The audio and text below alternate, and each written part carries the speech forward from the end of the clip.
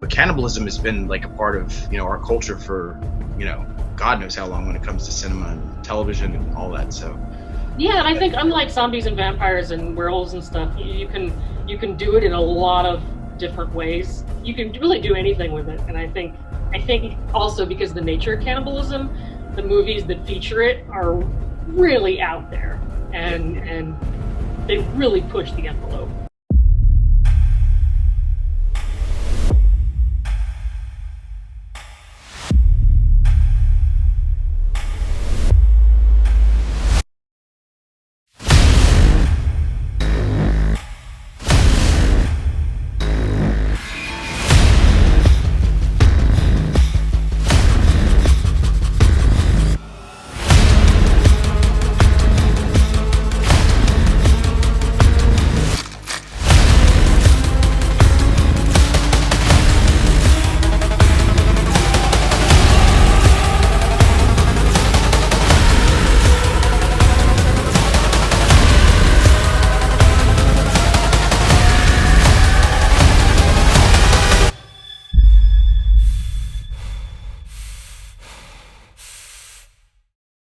hello everybody, welcome to the Dungeon of Deadly Delights. I'm of course Rob DiLauro, and with me as always is Holly. Holly, what is going on? Hello. So last time we talked about vampires. Hope you guys got to see that episode. I was deathly sick, so if it seemed like I couldn't get my words out or whatever, don't be a harsh critic. I had the flu for 2 weeks, but as Queen says, the show must go on, and that's what we did. So you can catch that right now on the HorrorWeb YouTube channel. Please like, share, and subscribe. All right, so we're gonna get right down to brass tacks tonight. I'm feeling a little hungry, a little peckish. I think Holly is a little too. We actually wanted to talk about a topic that not a lot of people actually talk about on any show, honestly, I don't think. But we really wanted to get into the realm of Flesh-eating cannibal. That's right. We're doing a show about cannibals tonight because there's actually a lot of really great, just even like historically important, in cinema films about cannibalism, and not only that, but just really solid films in general about the subject matter. And I know that really, like, when people hear cannibalism, and a lot of people, like, it turns their stomachs and they're automatically like, ew, like. Well, a lot of people have the association, rightfully so, of like, a bunch of, disturbing, like, exploitation flicks from the 70s, Mm-hmm. but then, when you really get down to it, and you see how many, like, even recent quality films about Mm-hmm. eating human flesh have been made, it's Yeah. really remarkable. Like, people think cannibalism and they think maybe, I think they automatically natives in Peru or whatever eating people, but there are lots of variations, as we will see in this episode. I think they automatically go, for a lot of people, I think their minds automatically go to Diodato and Cannibal Holocaust, which of course we're going to talk about. But and rightfully so. Like, there's a lot of really tense shit in that movie, aside from just the flesh eating stuff, and the flaying of real animals, and really graphic rape scenes, and there's some really terrible shit in that movie. Yep. But yeah, but then like you said, like in the last couple of years, I mean, like when it comes to, like, these festival darlings, like Raw, for example, something else we're going to talk about. I mean, it's pretty clear this is, one of those things that maybe not as, strong or well known as, say, like a zombie movie or a vampire movie, but cannibalism has been like a part of, our culture for, God knows how long when it comes to cinema and television and all that. So yeah, and I think unlike zombies and vampires and werewolves and stuff, you can do it in a lot of different ways. Mm-hmm. Like, it's not like a cannibal isn't like a particular monster that you have to have that you have to, like, that has to act a certain way, for example. I mean, you can have everything from, like, in Raw, where you have a veterinary student, Mm-hmm. to the guys in Blood Diner who are trying to resurrect the ancient Egyptian spirit of right. Yeah. Shitar. So it just, you can really do anything with it, and I think think also because of the nature of cannibalism, the movies that feature it are really out there, and they really push the envelope. Mm-hmm. And I love movies that do that. So. Oh yeah, most definitely. So grab your napkins, tuck them in your shirt, get your silverware ready. Holly, what's first on our list for cannibal movies?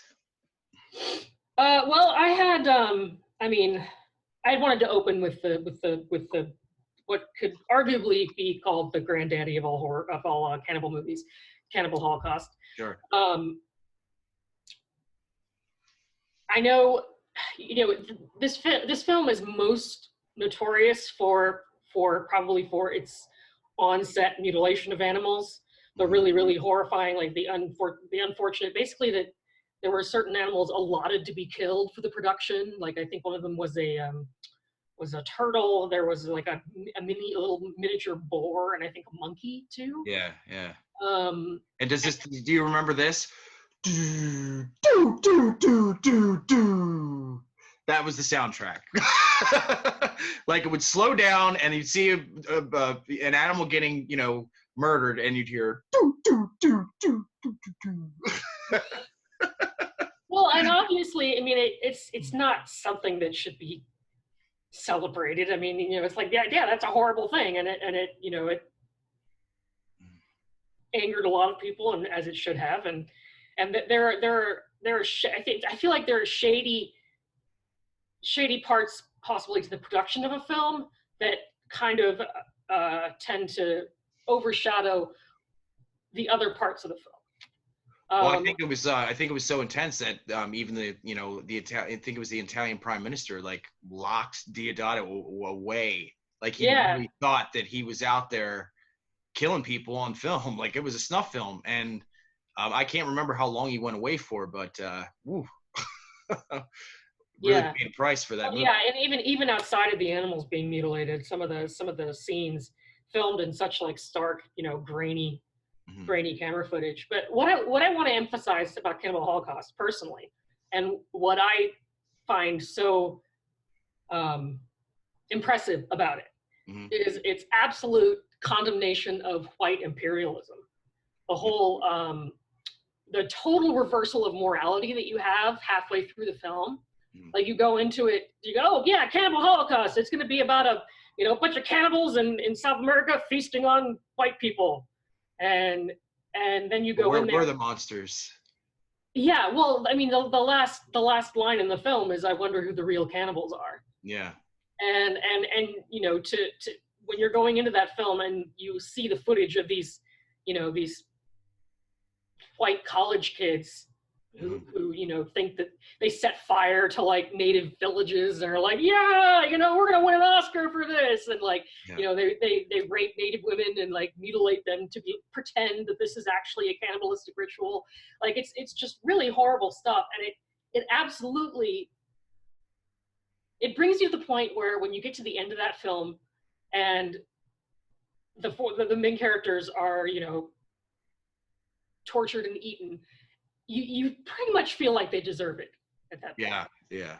Which I think is really unique, and it's absolutely different from we were talking about Eli Roth's Green Inferno earlier, which a lot of people have said is like a weird like sort of tribute to Cannibal Holocaust, but I feel like what Green Inferno does that Cannibal Holocaust didn't was that it switches it. It kept with our expectations, like these were relatively innocent kids who were getting mutilated. Yeah. But in Cannibal Holocaust, the kids are not innocent, and I was just blown away when I first watched it, because it's not what you hear about when people talk about Cannibal Holocaust. They're usually just like, oh, it's a horrible movie full of, violent, horrid crap, and you should never, ever, ever watch it ever. And I just disagree. The one thing I do remember about Cannibal Holocaust, so the main thing was going back to my prided VHS, working at the video store days. Oh yeah.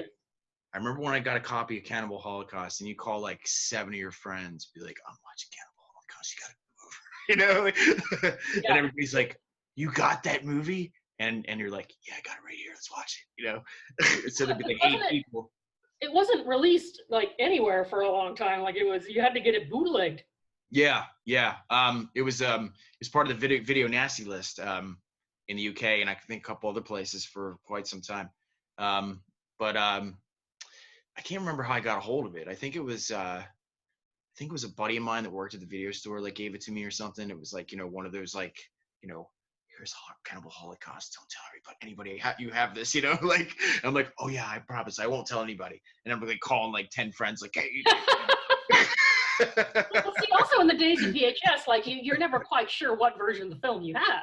Like you might have some version of Cannibal Holocaust that has like all of the most horrible bits cut out or whatever. Like, it's you never know, which adds to the mystery, and I think the legend of a movie like that, it helps sort of manifest the ooh around it, which is why everyone has heard about it and why it's such a super fucking taboo. Super fucking taboo. But I think people still whisper about that movie. I maintain that you should still watch it because of the really impressive moral reversal that happens halfway through the film. I think is a really it's very wrenching. Well, you know what? You mentioned Green Inferno, and I'm going to mention it because I think it was a very valiant effort by Eli Roth. And honestly, I thought it was enjoyable.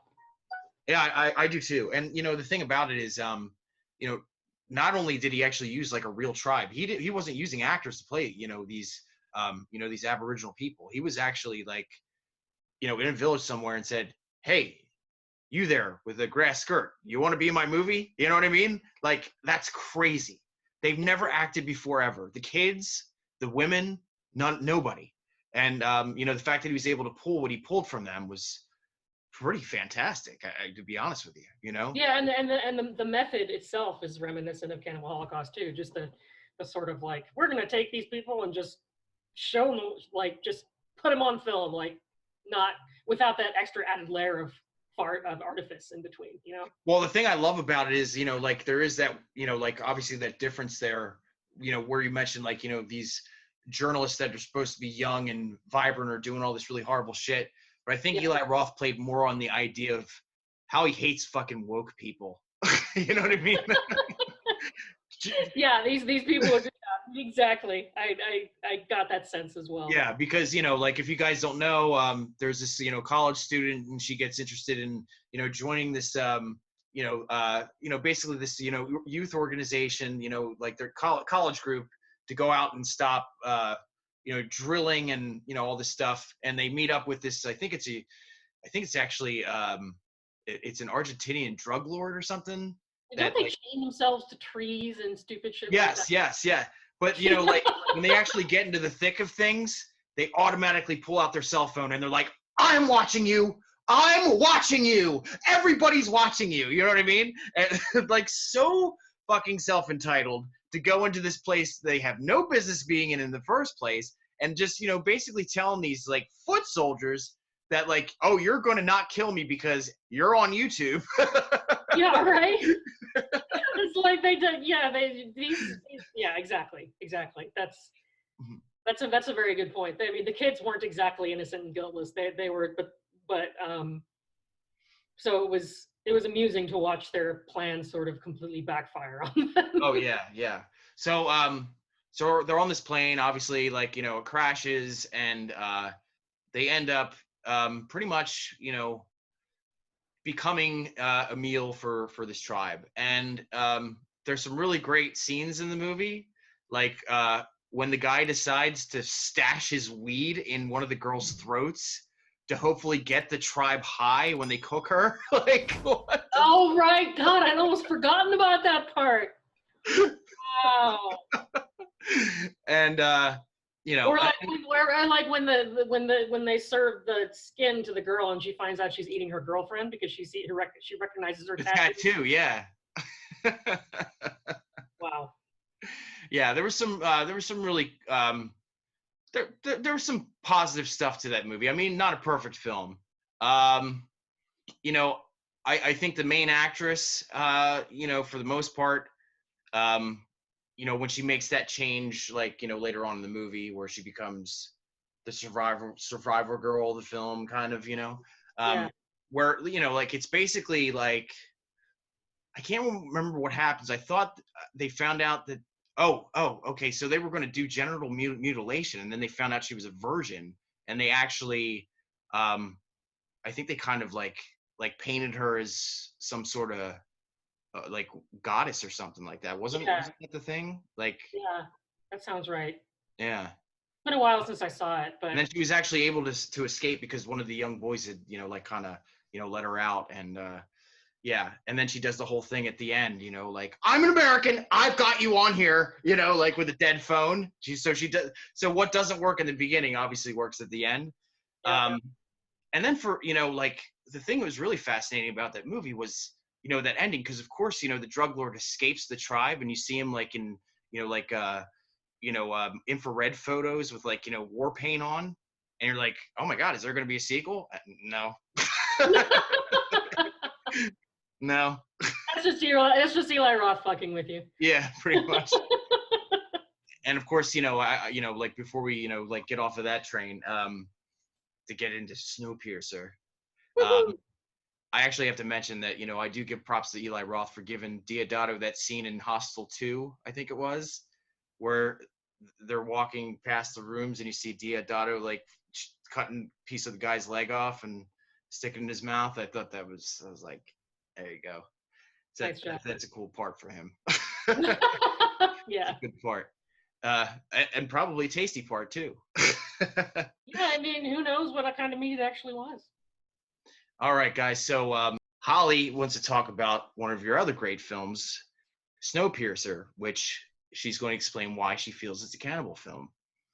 Yeah, okay. So hopefully, now that everyone's seen Parasite and realized how amazing it is, everyone's going to go back and watch Bong's other films because they're all incredible.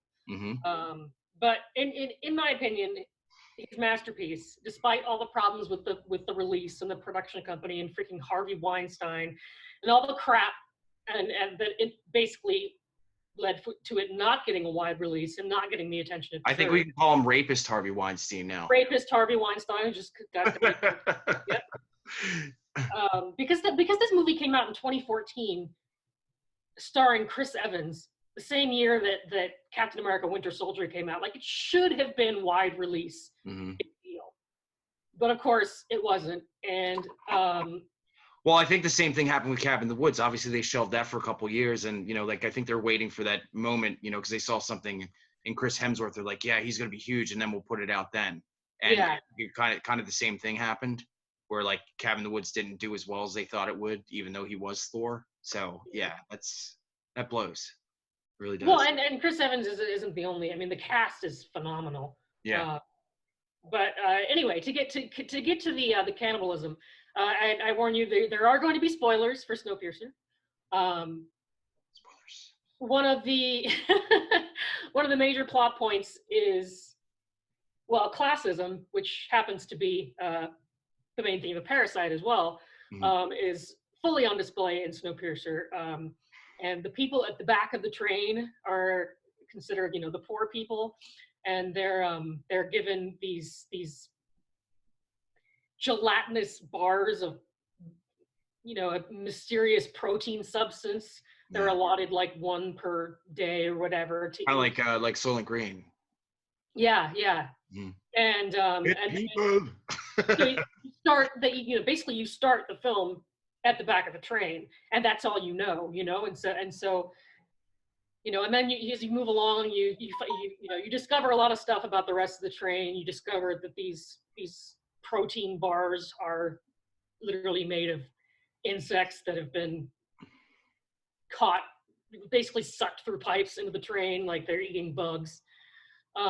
If I recall, it was kind of like, like the train was kind of like an airplane now. Like you got coach and you got first class and all that stuff. So like you like different social classes higher up in the train. Okay. Yeah, and they weren't allowed, like the people in the back weren't allowed to move forward at all. Yeah. So they have to like actually plan a heist to move forward. Mm-hmm. And and they meet Song Kang-ho's character and his daughter, and they keep moving. But what you eventually discover is that the insect bars are the least of the horrible things that have happened in the back. Mm-hmm. That when they first got on the train, they had no food, and they resorted to cannibalism. Yeah. They started eating each other. Wasn't it babies or something? Yeah, well, I mean, if It was the Chris young. Evans' character, Curtis, tells the way he tells the story is that he was going to kill a baby for food because he was so hungry. And what happened instead was that John Hurt's character basically offered his arm instead. He was like, "Here, eat my arm." That's right.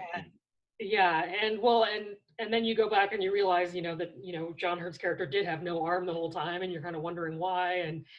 And you find out that the baby is Jamie Bell's character, who was also part of the revolution in the back.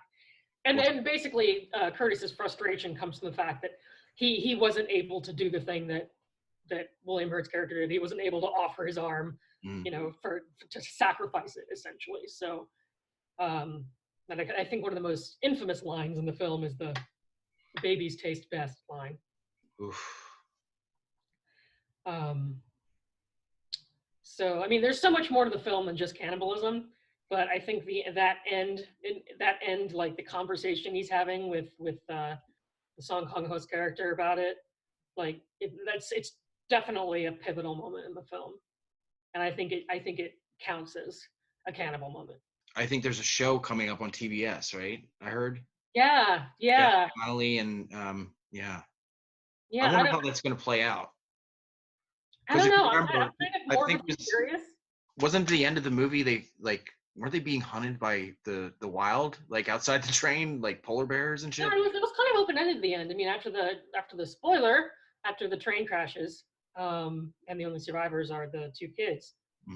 They see a polar bear, but they don't actually really explain what the context is. Like, is this just proving that there's life on Earth again? Is it like, what are we talking about here?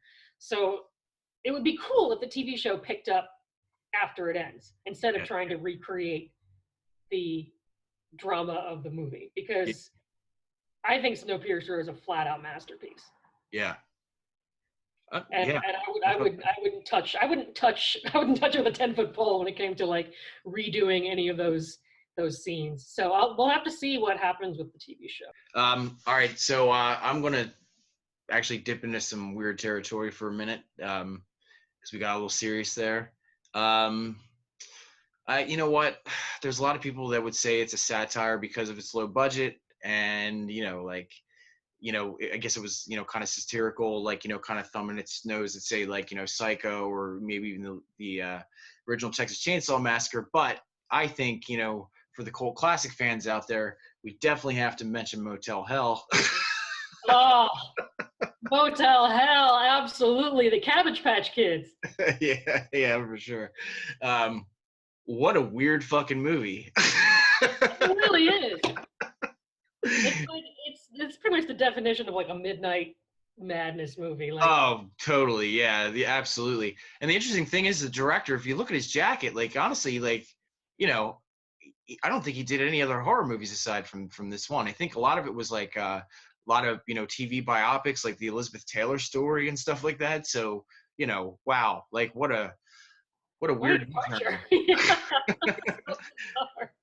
All right, so anyway, if you guys aren't familiar with Motel Hell, which you should be, Vincent and his younger sister, they have a motel where they're secretly smoking meat, and they're burying people up to their necks in the backyard secret garden, and cutting their vocal cords so they can't scream. So they're basically luring people in with all these different things. They're kind of, like pretending it's a swingers club, so swingers will come into the motel. They're putting like, cows out, to block off, pedestrians, so they'd have to get forced to go to the motel. They're trying all these different things to get, their harvest, for the season, I guess. And there's a biker and his girlfriend Terry, and I think it's Bo. His name is Bo. And his girlfriend Terry, and Terry, like, she basically like gets sent to the motel, so she, becomes really like enamored with this guy Vincent that's doing all this farming, and like falls in love with him like in a weird like Joker or Harley Quinn sort of way, or like he's just basically like, please, I can't have sex with you until I get married, kind of thing, you know. So there's actually a wedding that's set up. It pretty much follows the creepy redneck trope pretty closely. Oh, for sure, absolutely, yeah. And you know, so of course, you know, the younger sister is obviously like very jealous, and you know, she tries to poison Terry and all these different things.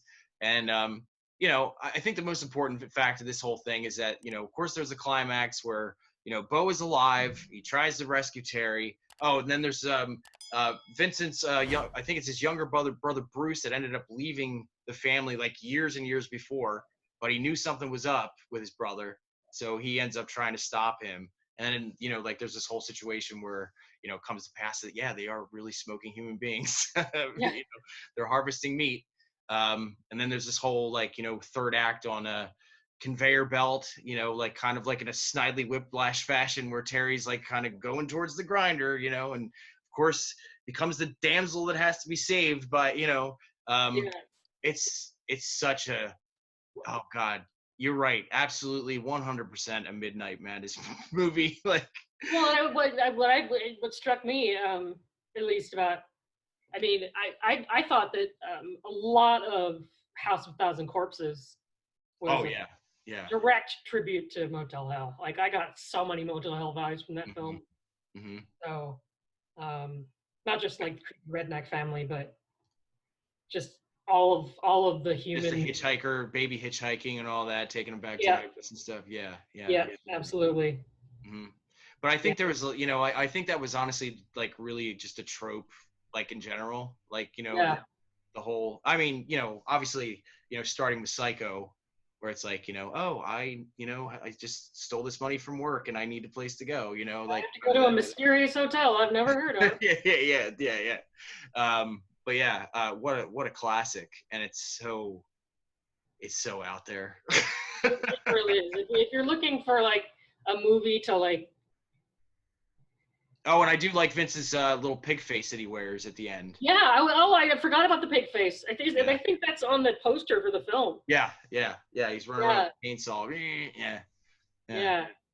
I mean, if you're looking for a movie to like, you know, get high or drunk and watch and have a hell of a lot of fun, Motel Hell will fit that bill perfectly. That's a Joe Bob Briggs selection for sure, 100%. So what's next on our feast here for Cannibal movies? Well, let's go over to Europe for a moment. There are two European films that I had on my Schnitzel, some human schnitzel. One of them was really popular on this side of the pond recently, and for good reason, because it was very, very, very well done. And that's the movie Raw. Yes. Absolutely. It's, you know, in a weird way. You know, in a weird way, you know, I didn't mean to cut you off, but, you know, it's very strict, you know, in a weird way, that movie is very kind of, it could be kind of misconstrued as sort of like a werewolf film, sort of, to, you know. Yeah, what I mean? or you know, any other kind of flesh-eating monster, really. Mm-hmm. But I think that's what makes it work, is that it's not your typical cannibal setting of, yeah, you know, tribes or whatever it is that people can associate with cannibal movies. Mm-hmm. This is a woman at a like, it takes place at like, you know, a high class veterinary institution. Mm-hmm. So these are college kids. These are school kids. These are not like well educated, very intelligent. She's a exactly. vegan. Yeah, and they're all vegans and vegetarians because of course they're going to veterinary school and none of them want to eat animals. Mm-hmm. And I think it was her and her sister, or her mother and father were actually alumni there. At school. Yeah. Mm-hmm. Yeah, and everyone's a vegetarian, and I think she actually gets a scholarship to go to the school. Justine is the main character, and I'm pretty sure she gets a scholarship. I'm blanking on her sister's name. Oh boy. According to Letterboxd, it's Alexia. Alexia. Okay. And yeah, it's because her older sister Alexia is already enrolled there, and I think Justine gets a scholarship to go, and it's this big deal. And you know, and even beyond the cannibal bits, there's some really great scenes of like, you know, cow butts and just like cliche college kid hazing. Yeah. But one of the college kid, one of the hazing. I think the first part of the hazing was that they wanted her to eat some sort of animal intestines or something, and she refused to do it. Yeah, she's a vegetarian and refuses. And it leads her down an interesting path that basically her cravings for They increase, yeah. Raw things increase, yeah, and it really to the point where her sister actually takes her to the fucking morgue, and then I think she videotapes her and shows all the other students like this moment of her like sister running around the morgue or something, and that starts a fight between them in front of everybody. Do you remember that, the whole thing? I don't remember that particular scene. Okay. I do vividly remember the bikini wax scene that ends with the severed finger. Yeah. That the severed finger, which Justine immediately picks up and starts to lick at. Mm-hmm.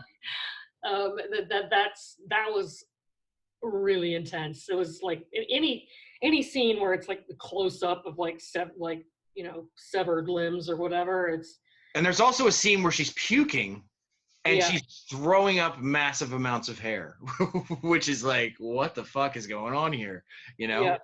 Because her, obviously her, like, her taste for, for flesh is like, starting to increase, but there's something else. There's something else here that, is very, I don't know, very like hidden, in terms of the narrative and stuff. So you don't necessarily know, like, is this a werewolf film? Is she becoming like, like super feral, like primitive? Like you don't know really what's going on. Yeah, well, I think that's what's cool about it is that it's not like necessarily specified as a cannibal film, but then there are no other explicit monster traits in it, really. So it could be, you could be like, oh, it's an allegory for, whatever, or it's a metaphor for this monster or whatever. But I also think it also has a lot in common with like drug addiction movies. Yeah. Like I remember reading that in the scene when Justine tries to quit meat, tries to go cold turkey on the raw meat, she has a scene of withdrawal. Mm-hmm. And I think the director told her to study that scene from Trainspotting, where he's going through heroin withdrawal. Yeah. So that element is there too. Uh-huh. And but none of it is as quite as disturbing as that final scene. Oh yeah. Spoilers again, guys, in 5, 4, 3, 2, 1, because this is really awesome. Okay, you've been warned. So it turns out that her father, when he opens his shirt, actually has scars and pieces of flesh like kind of torn from him, and he basically says, this had to do with your mother. Yeah. Well, that's one final part of the scene, but I was also referring to when she sleeps with the she sleeps with another student, and she wakes up afterwards not remembering. Oh yeah, where half of the torso is gone, and yeah. And then she lifts the blanket off of him, and half of his flesh. Wasn't her gay roommate or something like that? It was her roommate or her friend or her, like, it was, I don't remember exactly now. Yeah. But I really love the way it was done, because they didn't because she didn't just eat him, she turned him the fuck out. Well, and they didn't show it until she woke up the next morning and picked up the blanket and was like, oh shit. Mm-hmm. Like it's one of those things like in the movie Seven, where you only see the aftermath, but it's still disturbing.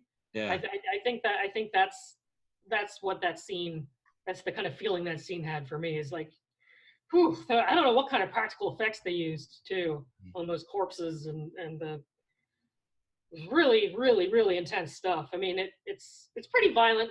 Well, I think the most amazing thing to me about that movie is, obviously, like, it made its festival run and won quite a few awards, but Yeah. Like, you know, I mean, like really, I mean, the harshest critics have, you know, like rated that, you know, very positively when it comes to that movie, which is super surprising to me you know, for some reason, you know what I mean? Because it's pretty intense and graphic, like you said, like those effects are, oof.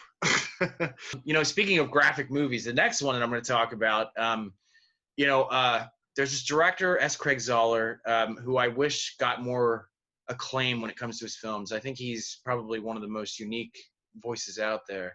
You know, I know there's, you know, guys like Tarantino and there's Rodriguez and this and that, but this guy, you know, should definitely be, you know, like on that list somewhere, you know, with Cell Block 99 and Dragged Across Concrete. But Yeah. I do definitely have to bring up Bone Tomahawk because, oh man. Wow. Which surprisingly, I think I was listening to some podcasts, is actually Conan O'Brien's favorite movie of all time. Really? Yes, he said his favorite movie is Bone Tomahawk. Yeah. That's some interesting trivia. I wonder why. So there's literally nothing funny in that film. Nothing. No. It's like the most serious film of all time. Yeah. So you've got two thieves in the beginning, of course, one played by the late Sid Haig. And one of them ends up, Sid ends up getting murdered, and his accomplice ends up going to this other town, and he hides, you know, this money. And basically, you know, after getting arrested and, you know, like put in the jail, kind of, you know, like very similar to, you know, like the 30 Days of Night situation, sort of, to, you know, to a degree, like, oh, he's in jail now, something like, you know, really ominous could happen, sort of. Yeah, you know? I can see that. Yeah. Yeah. So this Native American tells them that there's these troglodytes, you know, basically this cannibal group that is living in the Valley of the Starving Men. How fucking dope is that? So what happens is there's three of these individuals that are, you know, in this group that end up getting kidnapped, and of course, you know, Kurt Russell and his crew end up kind of on this, like, I want to say Odysseus journey to get them back. You know what I mean? It's definitely a sojourn turned into the cannibal land. But just to emphasize the cast, this amazing cast. What a great cast! What a great Kurt cast. Russell plays the main sheriff, but then we also have Patrick Wilson in this film. Had me at hello with Kurt Russell. Like, that's, you know, that's enough for me. You know, Patrick Wilson, Matthew Fox, and Richard Jenkins. So absolutely. It's a really impressive cast. Oh, it's really impressive. And I'll tell you what's more impressive is, you know, like, you know, it's obviously a Western. And, you know, like you feel like, you know, you feel like for a good amount of that movie, you're like watching Unforgiven or something like that. Absolutely. But just like we were saying with like Shaun of the Dead, or even like, you know, From Dusk Till Dawn, I mean, when they finally get to that cave, that spin into horror is just like, it's like a punch to the face. You know, when one of them gets bisected from nuts to the head by this group. They flip him upside down and go, and it's graphic. It's an incredible moment in cinema. It really is, because before that happens, you could basically, oh yeah, we're watching a Western, you know, kind of kidnap heist sort of Western journey movie, and then that happens, and you're like, dude, this is serious. And I'm not saying it was a bad movie at all, you know, but I think, you know, to many degrees, you know, at least in my opinion, this felt like that movie, The 13th Warrior, done right. You know what I mean? Like, kind of the same sort of, you know. Wasn't that based on Eaters of the Dead? The Michael Yeah, I think so, yeah. Yeah. That makes sense. With Antonio Banderas playing a Persian. Yeah. Okay. All right, cool.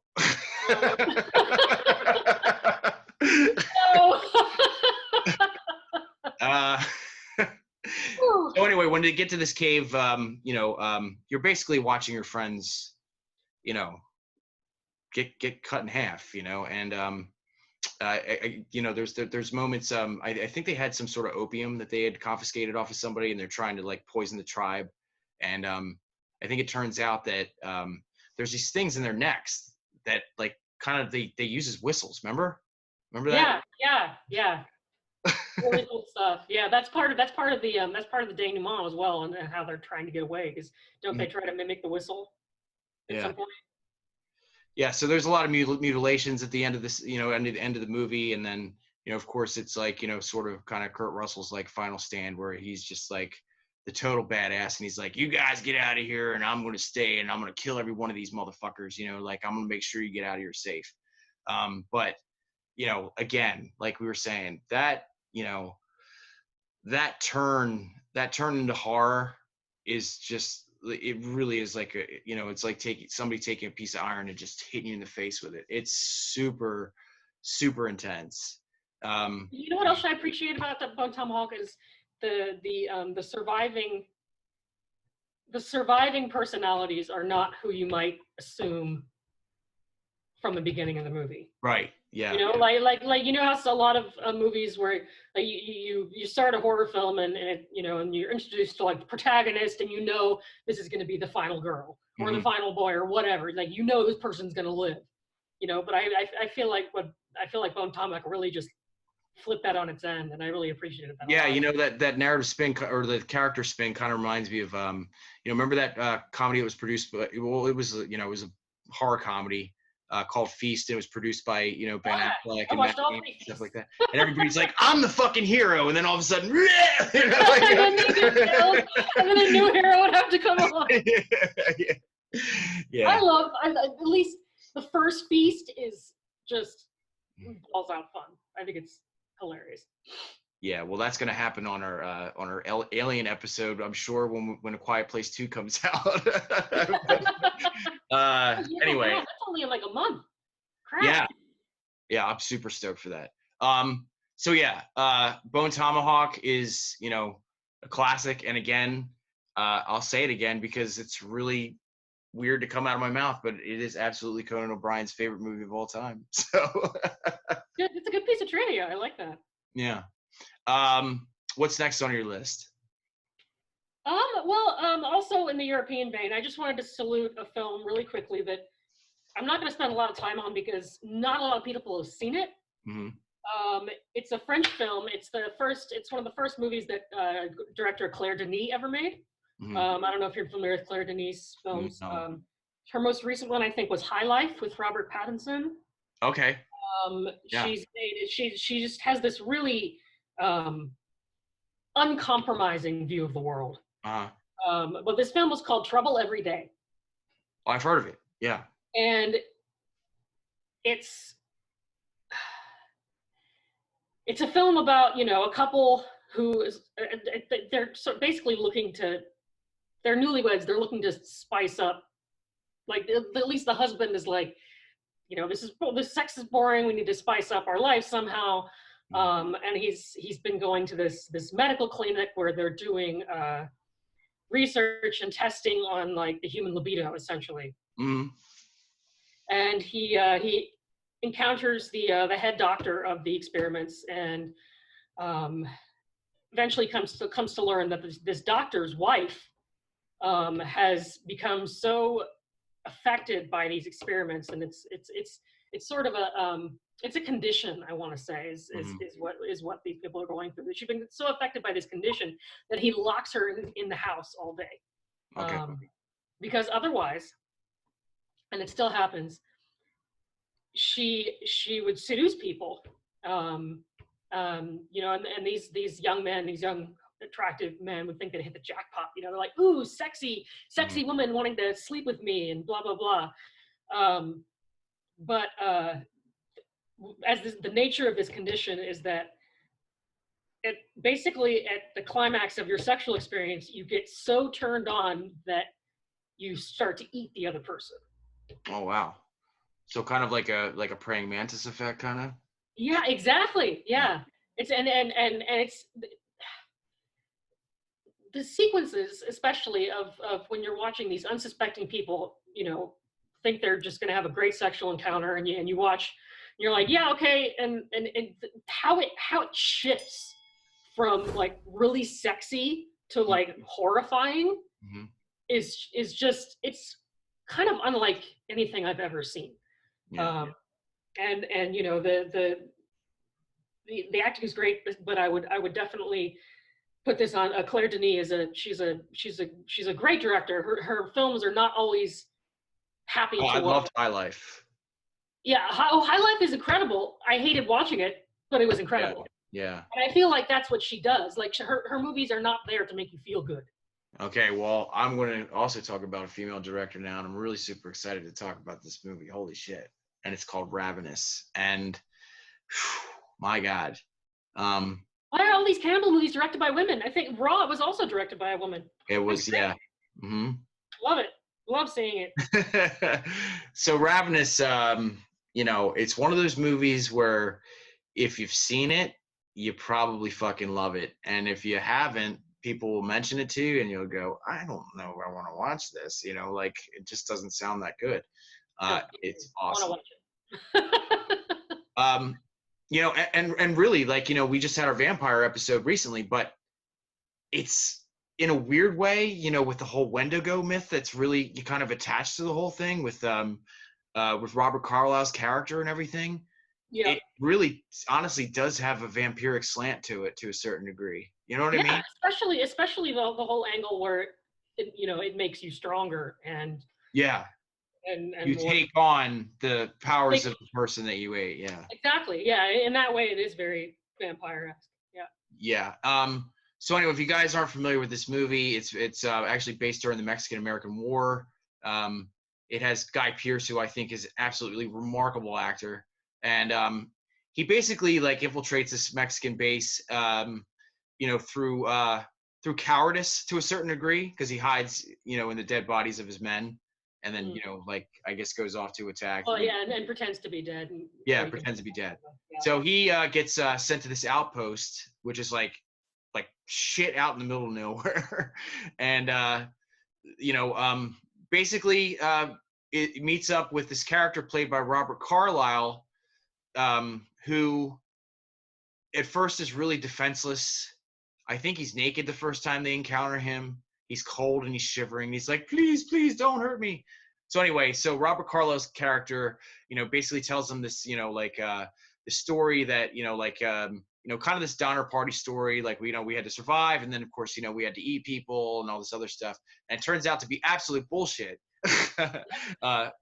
Because this guy's kind of like Dracula in a weird way. You know what I mean? He pins the people eating on somebody else, but it turns out that he's been the one eating. Super strong, super intelligent, So, of course, there's this encounter with him, and it turns out, of course, he's the cannibal that, has been doing all this eating or whatever.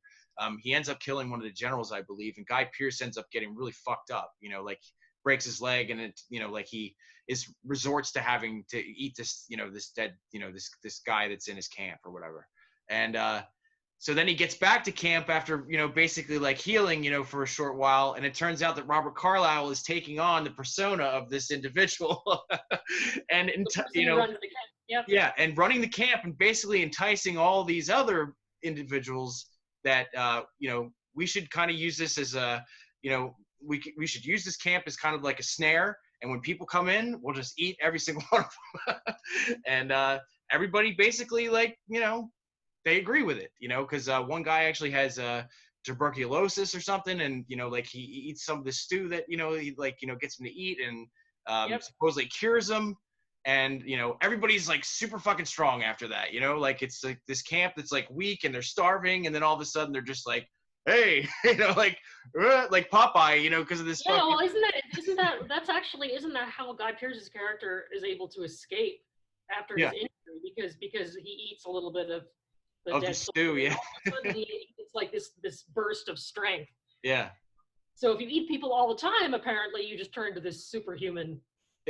Yeah, which is what I mean. Like, it's kind of got this like weird vampire thing to it. Even though it's a cannibal film. It's a great fucking movie, and I wish more people knew about it. And I remember I posted about it. I think I post about it every year, and I was so surprised the first time I did it because I was really surprised by the reaction. Everybody's like, "Oh my god, I love Ravenous!" I think it's one of those movies that everybody's seen, but for some reason never gets the love that it deserves. Yeah. Although I'm not sure why. it's fantastic, you know, and highly, highly recommend it. So let's talk about a few more. Holly, what's next on your list here? Well, I gotta close out with my personal favorite. I mean, aside from Snowpiercer, of course, which is my favorite on one end, but this next movie is my favorite in that it's the most outrageous thing I've ever seen. And I've seen a lot of weird movies, but this is number one on my what the fuck list. Well, continuing with our tradition of talking about badass women directing cannibal films, Blood Diner, directed by the awesome Jackie Kong, who I was fortunate enough to interview and meet a couple of years back, and she's just awesome. It's designed to be basically it's basically a reworking or a tribute to the original Blood Feast, which for those of you who don't know is a super exploitative 1960s movie that has this really bizarre like color saturated filming technique that is essentially about a guy who starts sacrificing and cooking virgins to make a feast for an Egyptian goddess that he wants to resurrect. And that's the basis of all of Blood Feast. Blood Diner elaborates, takes it a step further, makes it so these two crazy brothers, dig up their dead uncle, resurrect him, and basically put his brain in a jar. The uncle he's literally just a brain in the jar with eyeballs. Yeah. Uncle Anwar, and they resurrect Uncle Anwar's brain, and he instructs them to build this diner where they will basically lure people in, get them, and make recipes that involve dead virgins in human flesh, and eventually they'll get enough dead virgins to the point where they can resurrect Sheetar, this horrifying Egyptian goddess. The final scene takes place in a punk club, and the punk bands are dressed as Hitler, and they all have Hitler mustaches. And Sheetar is resurrected, and she's got a giant vagina dentata thing in her stomach, and she's got these giant fangs. And even before that, one of the brothers seduces a woman into the diner, and she gets her head fried in a deep fryer. And she when she pops up, her head, there's a donut on her head. And she dances around the room with a donut on her head. And it's just amazing. Like, I can't. That's just one example. I mean, there's a scene with like a rival chef with his diner, and he has a regular customer, and the customer is a dummy, a ventriloquist dummy with no puppeteer. He's just sitting there. His mouth doesn't move. He's not alive, but he has lines. He's speaking as if you're a regular person. It's like, what? Why? And when I interviewed Jackie, she told me that in the original script that was just a regular person, but she was like, no, let's make it a dummy. I was like, okay. Wow. And it's just so awesomely weird. I showed this to my roommate once. I made him watch it, and he agreed. He's like, I've never seen anything remotely like this ever. So yeah, I can't say enough about how crazy Blood Diner is. All right, here comes number 2. Is it on Shudder? Unfortunately, no, but it did get a Blu-ray. It did get a Blu-ray release recently, so hopefully you'll be able to find it somewhere. I've seen it, but it's been forever. But like just you describing it, like, yeah, oh my God, memories. Oh my God. I think the first time I watched it, I was like, where has this movie been all my life? So yeah, that is our episode, guys. We hope you got your fill. Cheeky. We hope you're full. There's a lot of other cannibal movies to mention, obviously, and again, just like any other category, you just can't. You just can't talk about every single movie that you want to talk about. But I I think we dug deep into the meat and the bones of everything. And yes, please like, share, and subscribe on the HorrorWeb YouTube channel. Ring that bell icon so you can get all the, greatest, things that we have, like Amaranth production reviews, Tub of Terror, Skinsy streaming. There's a lot of great stuff on HorrorWeb, not just our show. Our podcasts will be coming soon. So make sure you check that out. And that's it for us. Holly, do you have anything else? Nope. All right, guys. Well, I'm full. Well, that's it. Full. Yeah, I think I've had my fill. So that's it for us, guys. Hope you enjoyed the Cannibal episode. Like I said, please like and subscribe, and we'll scare you later. Talk to you soon.